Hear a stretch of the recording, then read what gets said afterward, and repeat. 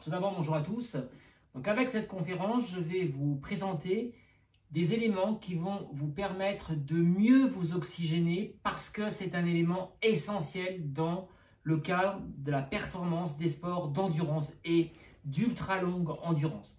Alors, lorsque l'on parle de performance dans un sport d'endurance ou d'ultra longue endurance, plusieurs paramètres interviennent. Évidemment, le mental, la qualité de la nutrition avant l'effort, pendant l'effort, le choix du matériel, l'adaptation au terrain. Je pense par exemple en trail. Est-ce qu'on a travaillé sa dextérité dans les descentes? Est-ce qu'on a recherché l'efficience dans les montées avec les séances d'endurance de force par exemple? Et puis, il y a cette problématique de l'oxygénation. Comment on va apporter la meilleure oxygénation possible à notre organisme, notamment avec cet indicateur qui est celui de la cinétique de VO2, qui sera donc le sujet de la conférence. Alors, lorsque l'on parle de performance en endurance en termes d'énergie, sur le plan énergétique, eh bien, c'est quoi être performant? Eh bien, c'est déjà essayer d'avoir les meilleurs carburants dans la durée, notamment des glucides et des lipides.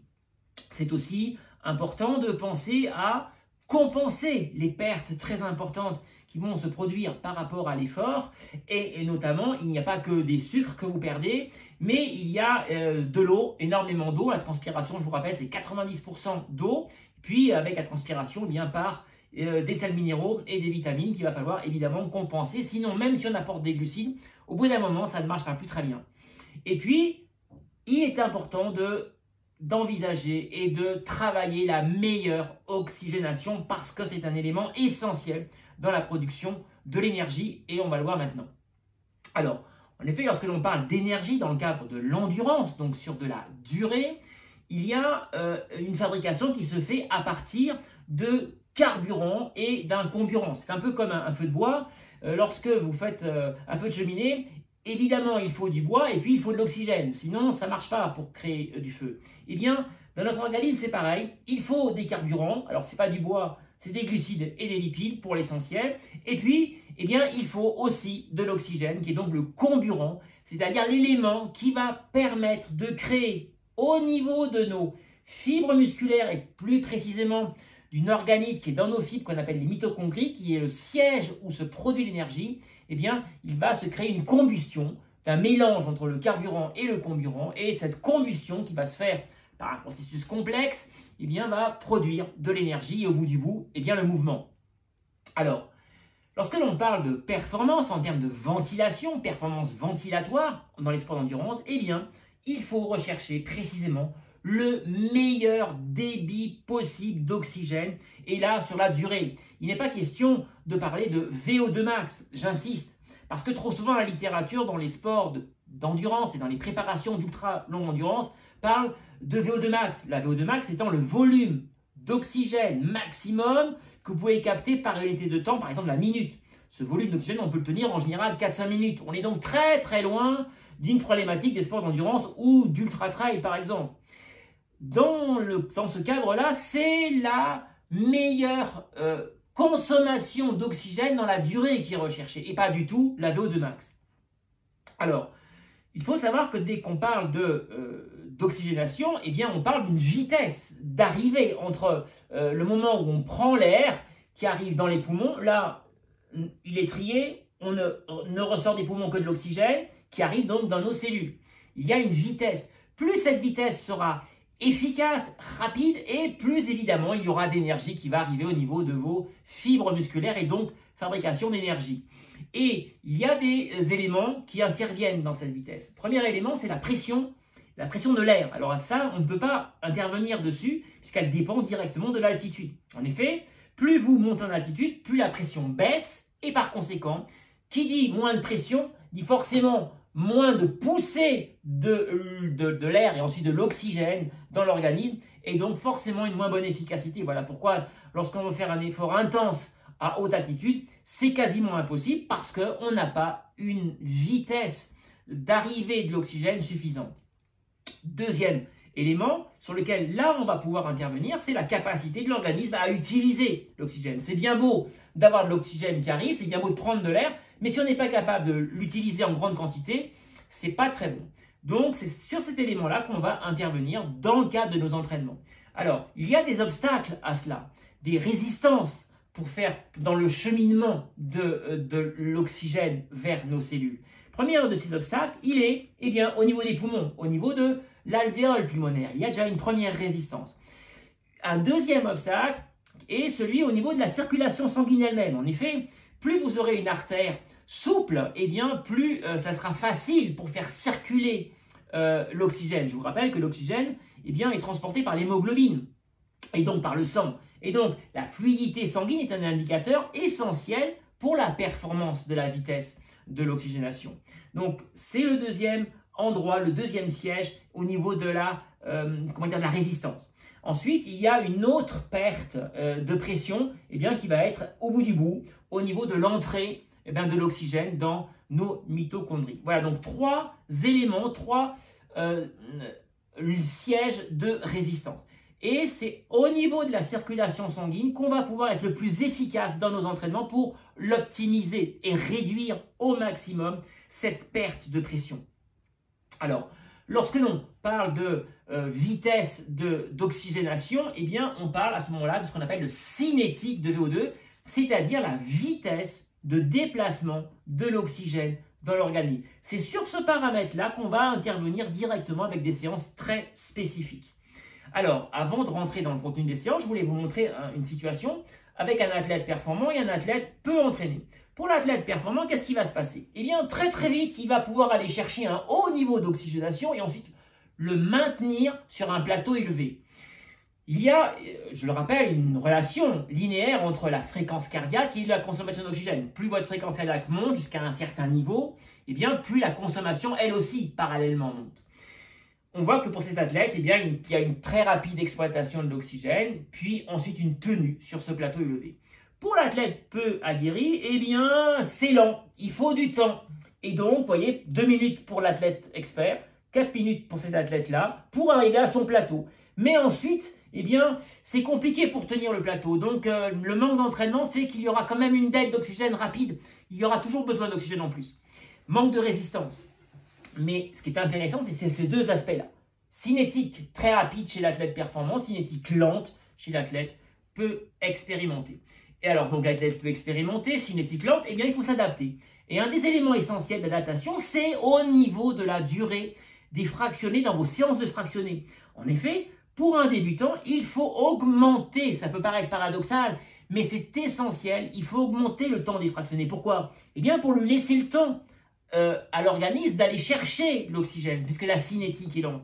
Trop souvent, je vois dans la littérature, au niveau des préparations, des sports d'endurance et d'ultra-trail par exemple, où je vois que, on conseille à un débutant de, par exemple, faire moins de répétitions qu'un expert. Mais c'est pas ça l'élément essentiel. L'élément essentiel pour la variabilité et l'ajustement entre les niveaux des athlètes, c'est précisément déjà au niveau de la durée du fractionné.